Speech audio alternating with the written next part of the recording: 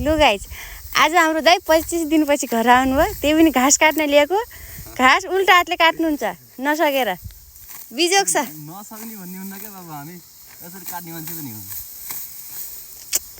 घाँसभरि उफलेर बिजोग के त्यहाँ न्यून खोज है 25 दिन यो चाहिँ मेरो नयाँ सिस्टम हो प्रायः जस्तो साथीहरूले सुल्टा हातले घाँस काट्नुहुन्छ भने म चाहिँ उल्टा हातले यसरी टक्क बनाउने होइन काट्न पनि एकदम इजी यसरी लाएर टक्क घाँस काट्यो भने अब एकैचोटिमा यति धेरै घाँस पनि काटिन्छ होइन एउटा मुठामा चट्ट लाएर आज विशेष चाहिँ म गाउँतिर यसो घरमा सघाउने घाँस काट्ने काम पनि गरिरहेको छु होइन मलाई सबै काम गर्न आउँछ तर यिनीहरू हेरेर मात्रै काम नगरेको होइन तर यो हसिया चाहिँ इन्डियाको हिमाचल प्रदेश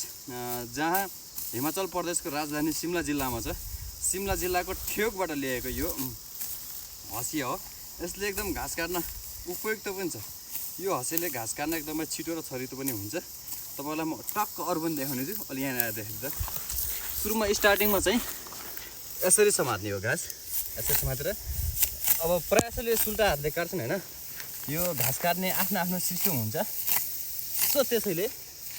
म चाहिँ उल्टा हातले घाँस काट्ने मेरो बानी नै भइसक्यो छ है 1 महिनामा 5 दिन घर बसिन्छ त्यही पनि उल्टा हातले घाँस होइन यो चाहिँ आफ्नो आफ्नो सिस्टम हो नि त